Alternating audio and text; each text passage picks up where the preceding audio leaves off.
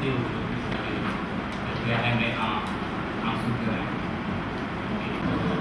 Le docteur Cheikh Tidiane qui va animer la conférence pour les journalistes et interactifs sur la question des accords de partenariat. Vos confrères, vous voyez que nous travaillons avec beaucoup de vos amis. Lui s'occupe des publications. Awa Dione ici et Aïssatou Diallo aussi sont des collègues de bureau, juste pour que nous nous familiarisions un peu. Le but de cette conférence de presse, de ce point de presse, c'est de vous tenir informés et à travers vous l'opinion sur les récents développements dans le cadre des accords de partenariat économique. Et si vous êtes dans cette salle, c'est probablement parce que, comme nous, vous faites partie des rares personnes qui êtes intéressées encore ou qui avaient la motivation de suivre ce processus sans fin. Beaucoup s'étaient intéressés à la négociation de l'APE au début, en particulier au Sénégal en 2007, lorsque le président de la République, Abdoulaye Wade, l'ancien président, avait pris position contre les accords. Vous vous souvenez du tollé que ça avait suscité dans le pays. Et depuis lors, les choses sont retombées, disons, en léthargie pour la plupart, alors que le processus continuait, se poursuivait au niveau technique dans des négociations entre les régions africaines, en particulier pour nous, l'Afrique de l'Ouest et l'Union européenne. Le processus ne s'est jamais arrêté. Il y a eu beaucoup de sessions de négociation au plan technique depuis 2007, au moins 3 sessions par année, soit à Bruxelles, soit ici dans un des pays de l'Afrique de l'Ouest. Et les enjeux sont énormes pour les économies de nos pays, tous ensemble. Aucun pays ne peut être épargné. Donc c'est vous dire l'importance de ce processus, même si malheureusement, nous l'avons souvent déploré, les acteurs politiques se sont retirés du processus et l'ont laissé aux techniciens. Et là, nous sommes au bout du rouleau. Les techniciens sont arrivés à bout de souffle. Il n'y a plus beaucoup de marge de manœuvre, en tout cas pour nos pays, de donner quelques concessions que ce soit à l'Union européenne. Et il faut encore revenir au niveau politique. Et c'est le sens de ce point de presse. Parce que l'Union européenne, en Europe en tout cas, une initiative majeure vient d'être prise récemment. Et c'est le prétexte pour nous, c'est l'occasion, nous aussi, d'en parler pour remobiliser et sensibiliser les acteurs politiques de l'Afrique de l'Ouest. Avant d'aller plus loin, peut-être qu'il est bon, comme nous avons l'occasion de vous avoir en face de nous, de vous parler en 2 mots de notre centre. Pour la plupart d'entre vous, nous nous connaissons depuis longtemps. En général, vous connaissez ENDA, qui est une grande organisation composée de différentes entités. Mais depuis récemment, ENDA est entré dans une phase de restructuration qui a généré une transformation interne. Et c'est dans le cadre de ces transformations que, pour des raisons liées à nos accomplissements, à nos réalisations et nos résultats ces dernières années en matière de commerce et d'intégration, ENDA et certains de ses partenaires ont jugé nécessaire, utile même, de créer un centre de ressources et d'expertise qui s'appelle le CACID, Centre africain pour le commerce, l'intégration et le développement. Nous avons beaucoup œuvré dans le domaine du commerce et de l'intégration. Moi-même, je représente la société civile de l'Afrique de l'Ouest dans le comité de négociation de l'accord de partenariat économique. Donc, je suis l'un des négociateurs de cet accord et j'y représente la société civile. C'est vous dire que la société civile est très impliquée. Et si l'accord n'est toujours pas signé, c'est probablement du fait de notre présence dans le comité de négociation. Parce que nous avons systématiquement refusé que la région ou les communautés économiques régionales comme la CEDEAO prennent des engagements qui ne soient pas conformes aux intérêts des populations de l'Afrique de l'Ouest.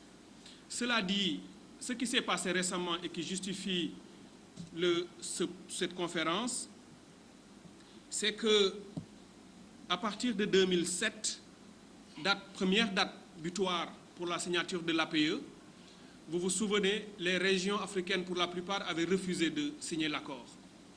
Mais dans ces régions, il y a des pays qui malheureusement étaient soumis à l'obligation de signer, parce que ce sont des pays en développement. Or, les PMA comme le Sénégal peuvent ne pas signer l'APE. Ils ne perdront pas le marché européen, ils continueront d'exporter dans le cadre d'un régime qui s'appelle Tout sauf les armes, que l'Union européenne a accordé à tous les PMA. Donc le Sénégal, qui avait dit « je ne signe pas », bon, il n'y avait pas de danger pour lui, il pouvait le faire facilement. Donc Wade n'avait pas un énorme mérite au niveau nationale à dire « je ne signe pas parce qu'il n'y avait pas de conséquences ». Mais la Côte d'Ivoire, le Ghana et le Nigeria sont des pays en développement. Ils sont plus avancés que nous. En refusant de signer l'APE, ils seraient automatiquement soumis à l'obligation de payer des droits de douane sur le marché européen. Ça aurait généré de nombreuses charges qu'ils ne pouvaient pas supporter. Pour cette raison-là, en 2007, la Côte d'Ivoire et le Ghana avaient paraphé un APE avec l'Union européenne individuellement, hors du cadre de la CEDEAO. Alors cela a certainement des conséquences. Entre 2007 et maintenant, ces pays ont continué le processus. Et la Côte d'Ivoire, après avoir paraphé en 2007, a mis un acte de signature. Donc la Côte d'Ivoire a un accord APE intérimaire avec l'Union européenne, qu'elle devait mettre en œuvre depuis 2008. Mais qu'elle ne peut pas mettre en œuvre parce que si la Côte d'Ivoire commence à mettre en œuvre son accord, elle va compromettre le processus d'intégration régionale en Afrique de l'Ouest. Et cela, ce n'est pas acceptable pour l'Afrique de l'Ouest qu'à cause d'un accord qu'un pays a signé, tout ce que nous avons réussi à bâtir ensemble dans la sous-région, que ça tombe à l'eau.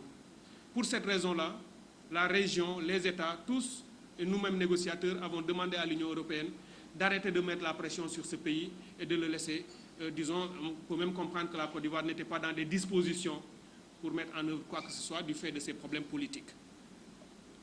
Mais, sentant que les pays qui avaient signé les APE ne les ont pas encore mis en œuvre et ne se pressaient pas pour le faire, l'Union européenne a sorti en septembre 2011, excusez-moi, un règlement. Et ce règlement sorti récemment, donc l'année dernière, en septembre, disait que tout pays qui a signé un APE et qui ne le met pas en œuvre jusqu'en 2014 au plus tard, se verrait retirer automatiquement les préférences sur le marché de l'Union européenne. Et lorsqu'ils ont pris cette décision, ça a été une pression terrible sur la Côte d'Ivoire et aussi le Ghana. Et au-delà de l'Afrique de l'Ouest, de nombreux autres pays ont été dans la même situation, comme le Kenya, le Cameroun, le Botswana, Malawi. Tous ces pays qui ont signé des APE et qui n'avaient pas mis en œuvre ces APE-là sont tombés sous le coup de ce nouveau règlement européen qui dit si vous ne mettez pas en œuvre vos accords signés individuellement, au plus tard en 2014, nous vous retirons les préférences. Mais alors le problème que ça a posé cela, concrètement, c'est que dans le cadre des négociations, lorsque l'Union européenne l'a décidé, la Côte d'Ivoire a subi ces pressions-là et a mis de la pression sur l'Afrique de l'Ouest en disant à la région « hâtez le pas pour signer un APE régional avec l'Europe pour protéger la Côte d'Ivoire ». Mais hâter le pas pour signer l'APE, ça signifie aussi probablement accepter n'importe quoi juste pour avoir un accord. Or, cela n'est pas acceptable. Et nous-mêmes de la société civile, nous l'avons dit, le fait de vouloir régler le problème de la Côte d'Ivoire ou du Ghana ne doit pas nous pousser à accepter un accord régional avec l'Europe dans un contexte où nous ne sommes pas encore prêts à le faire. Et donc, nous sommes devant un dilemme, face à un dilemme quasi cornélien, où soit on trouve un APE régional et on récupère la Côte d'Ivoire et le Ghana et on fait tout ensemble, ou alors on ne trouve pas un APE régional et la Côte d'Ivoire et le Ghana seront obligés de libéraliser leur commerce, d'ouvrir leur marché, au plus tard en 2014, conformément au règlement de la Commission européenne, et cela aurait causé de graves dommages à l'intégration. Alors, ce qui s'est passé récemment, c'est que ce règlement européen, qui ne nous donnait plus que 2 ans pour résoudre les problèmes ou détruire l'intégration, c'est ce règlement qui a été freiné par le Parlement européen. Parce que nous, par exemple, de la société civile, nous avions lancé un appel pour dire, aujourd'hui, nous sommes dans les négociations. Nous avons mis sur la table des positions. Quand je dis nous, c'est l'Afrique de l'Ouest. Nous avons mis sur la table des positions. Nous avons dit à l'Europe que nous ne refusons pas de signer un APE. Parce que nous savons que nous avons pris des engagements depuis 2000 dans le cadre de l'accord de Cotonou. Nous savons que le régime commercial entre l'Europe et les pays ACP est incompatible avec les règles de l'OMC et qu'il faut le changer. Mais la négociation, c'est du donner et du recevoir. Nous avons dit à l'Europe que nous sommes d'accord pour ouvrir nos marchés à 70%. Nous sommes d'accord pour libéraliser, pour ouvrir progressivement ce marché sur un intervalle de 25 ans. Parce qu'étant des économies faibles, nous ne pouvons pas en 5 ans ouvrir tous nos marchés. Nous ne pouvons pas le faire en 10 ans ou 15 ans. Il nous faut 25 ans, ce qui est plus conforme à notre niveau de développement pour prendre le temps d'apprendre, de corriger, etc. Nous avons dit à l'Europe que nous pouvons accepter que dans le cadre des APE, tout ce que nous leur donnerons, ou tout ce que dans le futur nous donnerons à des pays développés comme eux, comme l'Europe, nous nous engageons à donner la même chose, les mêmes avantages à l'Europe elle-même. Alors que l'Europe nous demande de lui donner tout ce que nous donnerons à des pays émergents, ce que nous refusons parce que nous sommes dans le cadre d'un développement des échanges sud-sud. Donc nous avons accepté certaines choses. Mais c'est justement l'Europe aussi qui refuse. Parce qu'au moment où nous disons que nous pouvons libéraliser 70% de notre marché, ce qui est déjà énorme, parce que des études que nous avons effectuées ici à ENDA nous ont prouvé que déjà à 70%, nous sommes dans la zone rouge et que ça peut compromettre notre développement économique, en particulier l'industrie. Malgré cet effort, l'Europe nous demande 80%. Nous le refusons, bien entendu. Nous lui disons que nous pouvons libéraliser sur 25 ans. Elle nous demande de le faire sur 15 ans, ce qui n'est pas acceptable. Nous l'avons aussi refusé. Donc, pour vous dire que s'il n'y a pas encore accord, ce n'est pas seulement parce que nous ne travaillons pas ou que nous ne voulons pas de l'accord, c'est justement aussi parce que l'Europe ne veut pas accepter nos propositions et nos positions de négociation. Donc, concrètement et objectivement, il y a blocage et il y a divergence.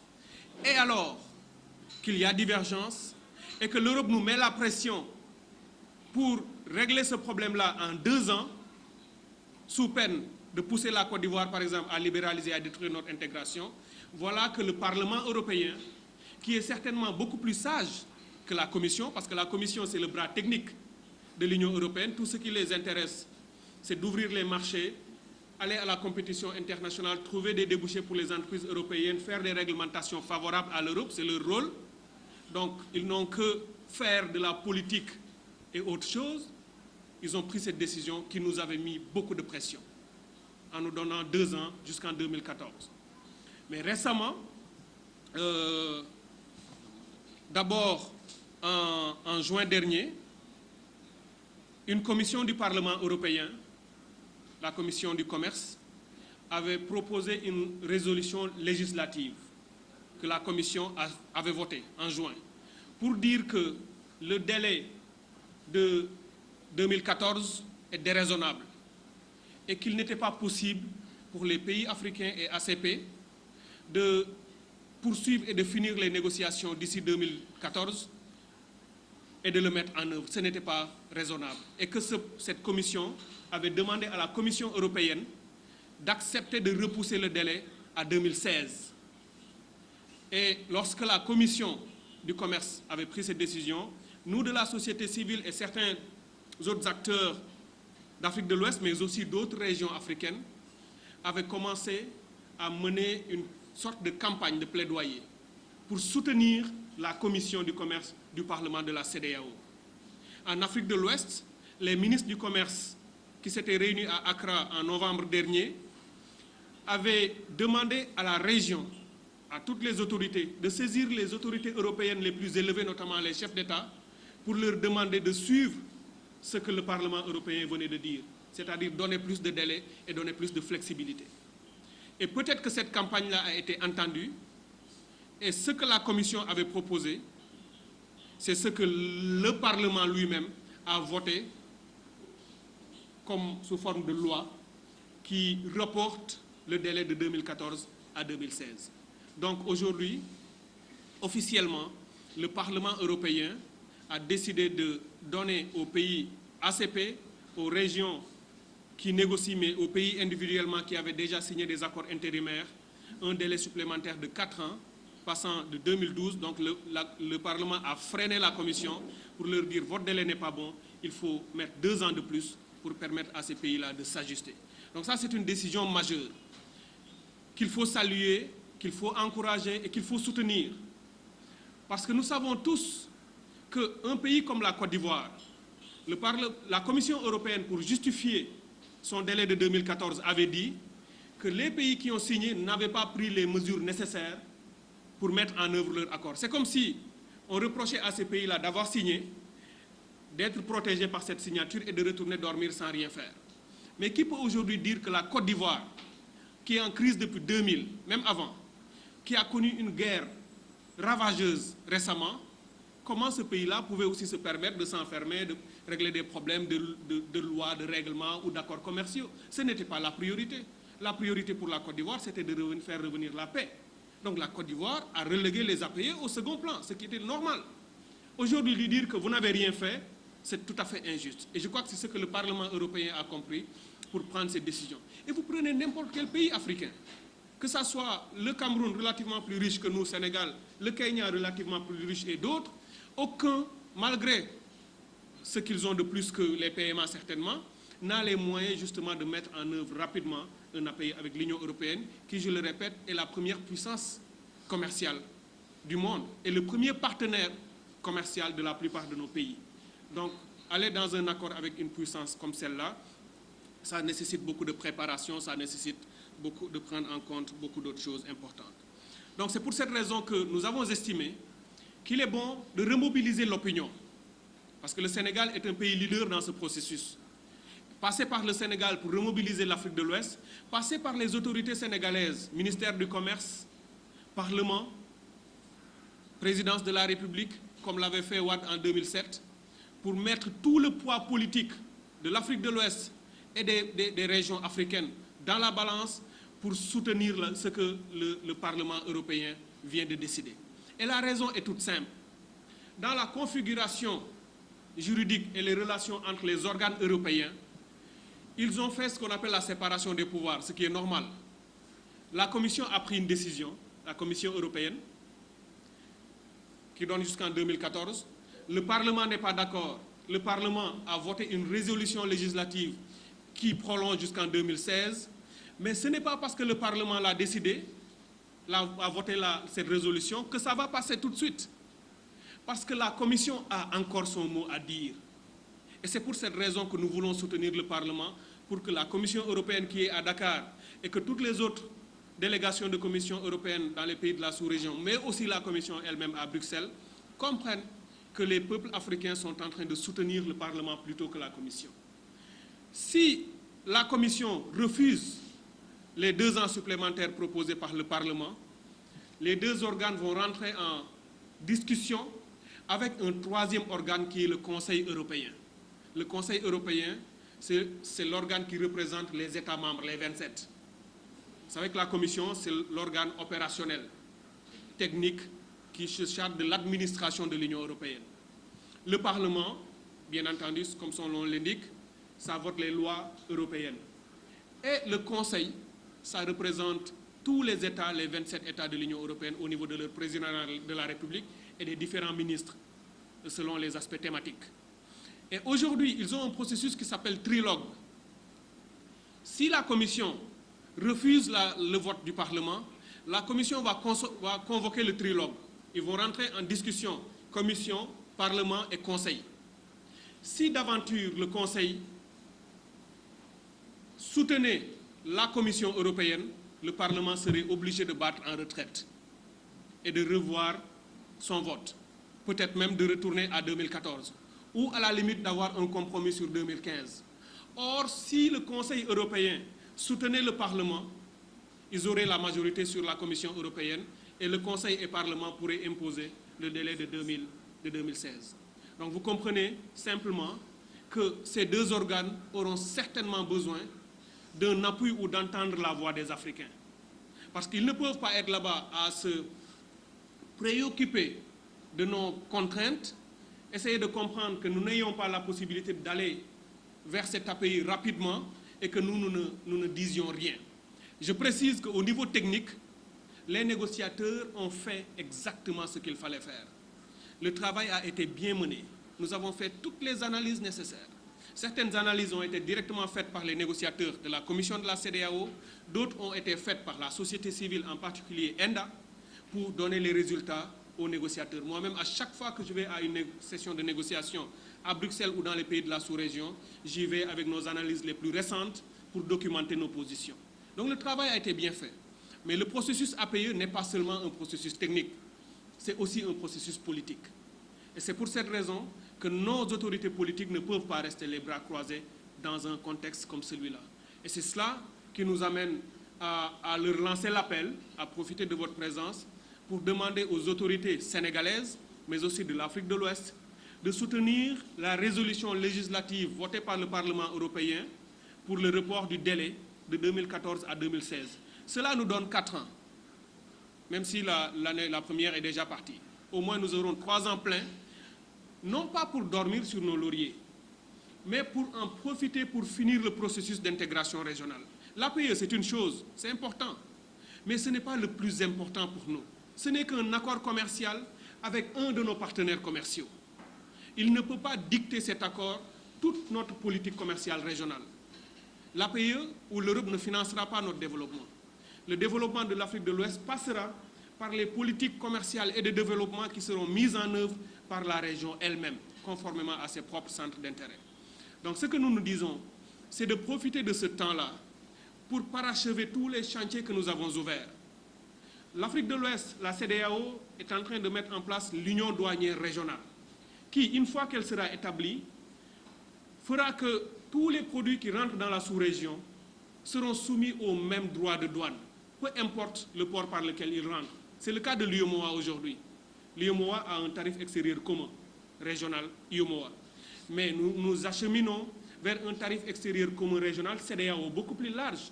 Parce que le développement de l'Afrique de l'Ouest sera non pas basé au niveau de l'UEMOA, qui est trop petit et qui justement seulement est francophone, mais sera bâti sur la CEDEAO, qui renferme aussi le Nigeria. Et le Nigeria, c'est la première puissance économique régionale, avec 56% du PIB régional, avec la moitié de la population de la région. On ne peut rien construire sans lui. Or, avoir un marché avec le Nigeria, c'est une chose essentielle, y compris pour le Sénégal. Parce que l'ensemble de notre production industrielle et agricole peut être consommée par le Nigeria. Et le Nigeria, il y a quelques années, l'avait d'ailleurs dit à tous les pays de l'Afrique de l'Ouest, tout ce que vous produisez en maïs, en riz, en niébé, en haricot, tout ce que vous voulez, le Nigeria peut l'acheter. Ils ont près de 150 millions d'habitants, plus même, parce que leurs statistiques sont peu fiables. Mais ils dépassent 150 millions d'habitants, c'est énorme. Et ils sont très riches. Donc cela, pour nous, c'est la priorité, c'est de bâtir notre intégration. Ces 3 ans ou 4 ans supplémentaires doivent nous permettre de finir, d'avoir une politique commerciale commune, une politique agricole qui existe déjà mais qui n'est pas encore appliquée, qu'on l'applique pour que lorsqu'on fait des investissements agricoles, la règle soit la même, qu'on soit au Sénégal, au Burkina Faso, au Mali, au Niger ou au Ghana.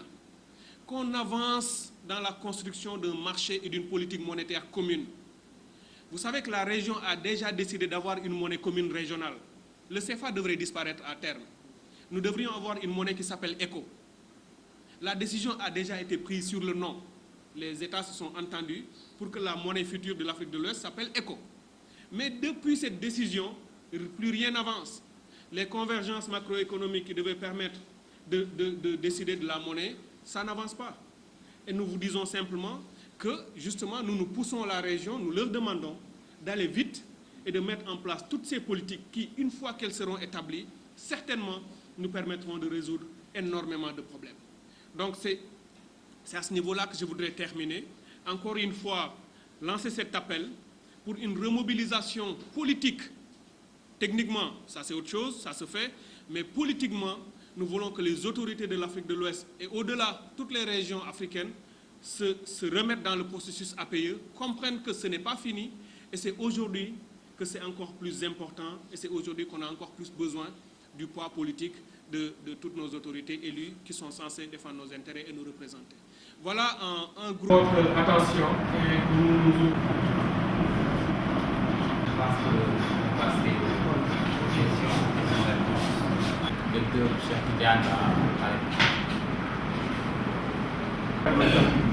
C'est aussi votre droit. Souvent, on pense avoir l'obligation de poser ces points-là. Ok.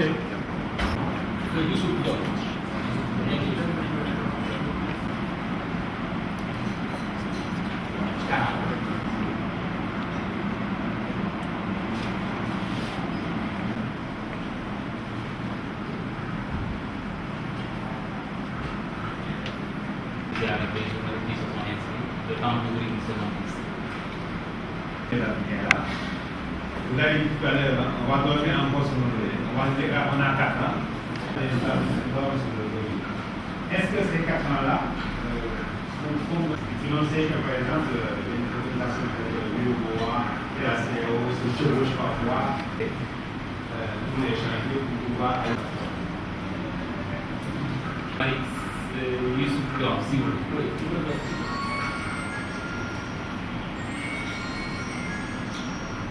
Restaurer au président il a de vulgariser les affaires. C'est-à-dire de participer à aider les consciences sur cette notion de vérité quelque chose. Nous toujours intérêt à travailler avec ces partenaires classiques. N'est-ce pas tentant de... Deux questions. La première question est presque un souci.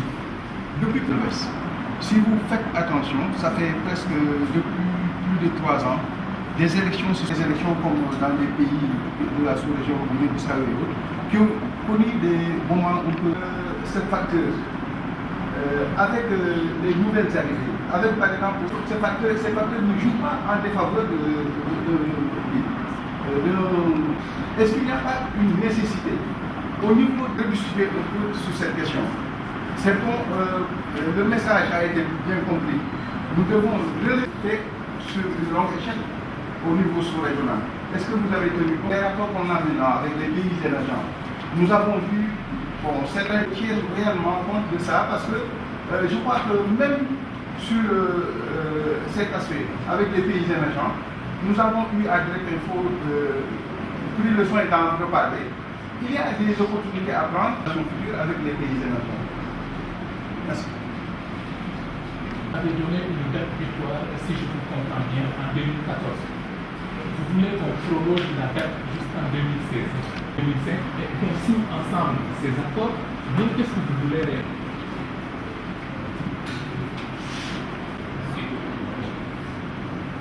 Moi, je vais revenir sur une question terre à terre.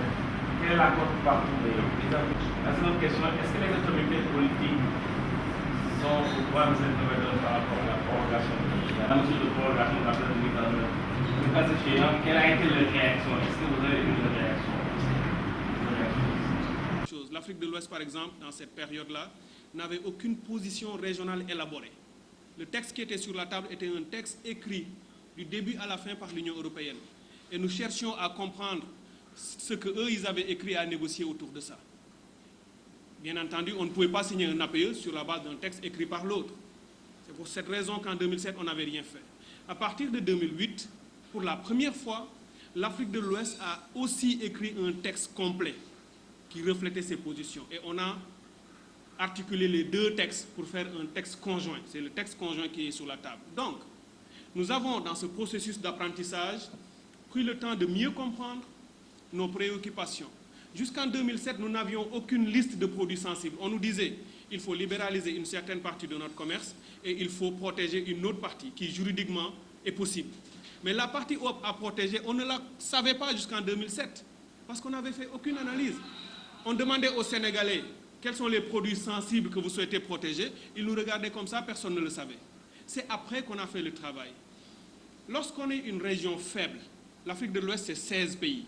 Les 15 de la CEDEAO plus la Mauritanie qui négocie avec les autres. Sur les 16, les 14 sont des PMA, les pays les moins avancés. Qu'est-ce qui se passe?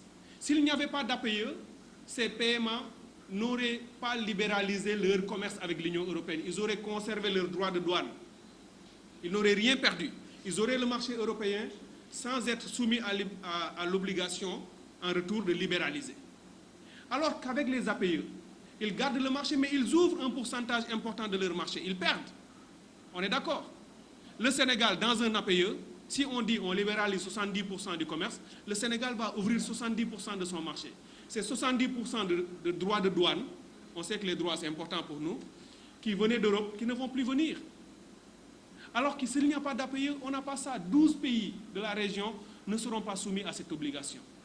Donc ces pays feront un effort énorme dans le cadre d'un APE pour gagner ce qu'ils ont déjà, c'est le marché européen. Ils l'ont déjà, avec ou sans APE. Donc à ces pays-là, on ne peut pas reprocher de ne pas faire des choses, de ne pas aller vite. La priorité, ce n'est pas l'APE pour les PMA, les 12. C'est aussi ça peut-être qui fait que la région ne va pas très vite. La majorité des pays n'a pas vraiment d'intérêt majeur dans le cadre des APE, objectivement. Alors, que la Commission n'avait pas. Parce que justement, le délai que le Parlement vient de donner, ça permettra d'aller dans une négociation à tête reposée. On ne va pas dormir, mais on va négocier sereinement. Il faut un environnement serein dans une négociation. Il faut que les parties aient la possibilité, chacune, de pouvoir aller documenter les choses et de revenir.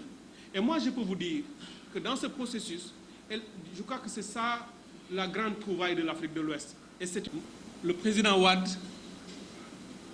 c'est mon champion personnellement en matière de résistance par rapport à ce que les autres, la communauté internationale, les institutions internationales et autres, essayent de faire subir à l'Afrique ou de lui imposer. Il n'y a pas deux présidents comme lui, il n'y avait pas deux présidents comme lui sur le continent africain à pouvoir tenir tête comme il le faisait à la communauté internationale.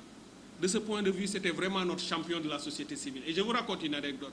Lorsqu'en 2007, il a dit que le Sénégal, lui, il refusait les appuyer avec un bon argumentaire dans un article, par exemple, nous avions publié cet article dans une de nos publications et nous lui avons demandé, dans une réunion qu'il nous avait accordée, nous lui avions demandé si nous pouvions publier son article. Il avait accepté.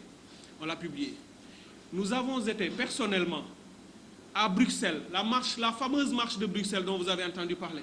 J'ai été à Bruxelles une semaine avant les autres pour pouvoir l'organiser en évitant le carcan politique et pouvoir faire quelque chose de profitable. Parce que nous avions une cause à défendre.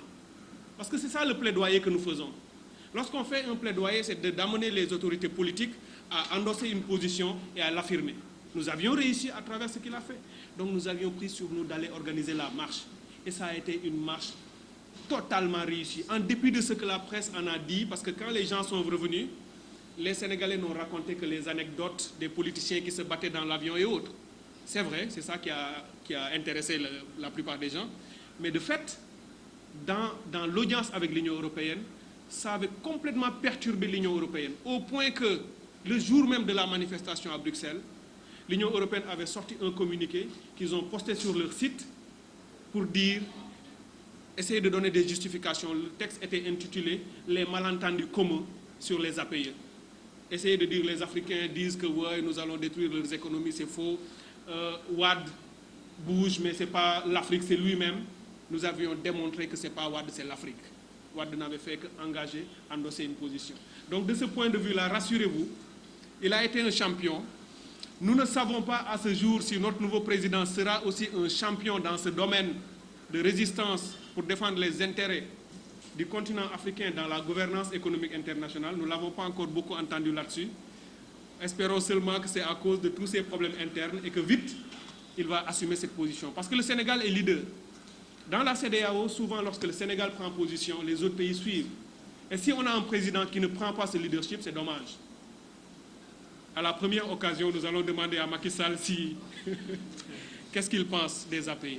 Parce que malheureusement, même le ministre du Commerce, Mme Matassi Diallo, nous n'avons pas encore la possibilité de l'entendre sur cette question. Donc le gouvernement, ce n'est pas encore vraiment sa priorité. Je pense qu'ils sont en train de chercher leur marque. Mais au moins, ce qui est constant, c'est que la position du gouvernement à travers la direction du commerce extérieur, ça c'est encore la même, ça n'a pas changé. Il y a une reconfiguration des pôles de partenariat économique sur le continent africain. L'émergence des acteurs émergents, excusez-moi la répétition, et le développement fulgurant du commerce sud-sud avec l'Union européenne au moment où les parts de l'Europe majeures dans la configuration économique. Nous comprenons en Afrique de l'Ouest que en 1975, je donne souvent cet exemple parce que c'est important pour comprendre comment l'Europe perd des parts. Notre commerce extérieur, importation comme exportation vis-à-vis de l'Europe, aujourd'hui, notre commerce avec l'Europe représente que 32%, 30 partenaires dominants si on prend l'ensemble des 27 États. Mais au profit de qui? Au profit du commerce intra-régional, parce que nous commerçons de plus en plus avec nous-mêmes, émergents du Sud, notamment avec la Chine, avec l'Inde, avec le Brésil, etc. De prendre cet engagement pour que lorsqu'on donnera 85% au Brésil, on lui donne automatiquement ces 85%. Vous savez donc aux États, pour ramasser ça et mettre dans une corbeille. Au Sénégal, dans les 5 ans à venir, combien vous donnez au Burkina ou au Niger? L'Allemagne dit, j'ai prévu dans mes budgets 100 millions.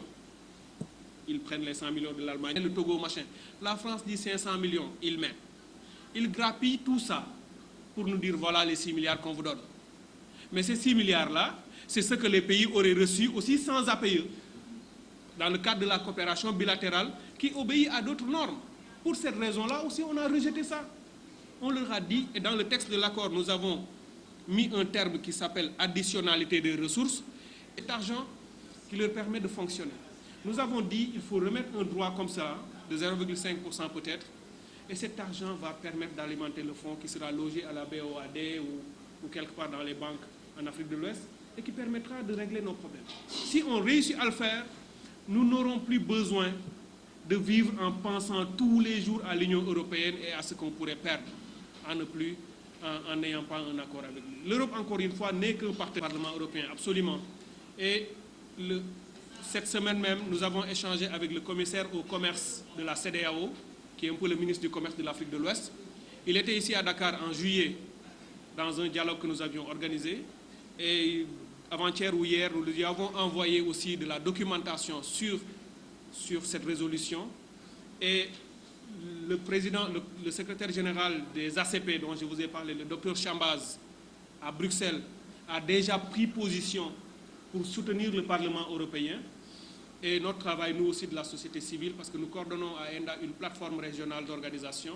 Nous allons utiliser tous ces réseaux de la sous-région pour toucher tous les ministres du commerce de tous les pays, pour leur dire aussi de mettre des mémos ou des mots pour soutenir le Parlement européen dans cette résolution nouvelle. Donc, normalement, ceux qui ne sont pas informés le seront en principe dans la semaine à venir. En 2007, le Ghana et la Côte d'Ivoire avaient paraphé des accords intérimaires. Et en 2008, la Côte d'Ivoire en particulier a signé son accord qui a déjà été notifié à l'Organisation mondiale du commerce. Et la Côte d'Ivoire s'était engagée donc à mettre en œuvre cet accord-là, ce qui n'a pas été le cas jusqu'à maintenant. Mais il faut replacer le cas de la Côte d'Ivoire dans un contexte plus large. Dans les régions africaines, il y a de nombreux autres pays qui sont dans la même situation, qui avaient signé des APE intérimaires, mais qui ne les ont pas encore mis en œuvre, pour diverses raisons. Certaines raisons sont liées au fait que ces pays ont des difficultés politiques internes. La Côte d'Ivoire, on comprend bien la crise qui a sévi dans ce pays pendant longtemps. D'autres ont des problèmes économiques qui justifient aussi qu'il n'ait pas la possibilité de mettre en œuvre leurs accords. Maintenant, pour mettre la pression à ces pays-là et les obliger justement à aller dans le sens voulu par l'Union européenne, la Commission européenne, en septembre 2011, avait produit un règlement qui modifie un autre règlement qui est le règlement 1528 qu'elle avait pris en 2007 pour organiser l'accès à son marché par les pays qui avaient signé des APE. Et là, dans ce nouveau règlement de 2011, l'Union européenne demande aux pays signataires d'APE de les mettre en œuvre le plus rapidement possible, au plus tard en 2014, sous peine de se voir retirer les préférences commerciales en Europe.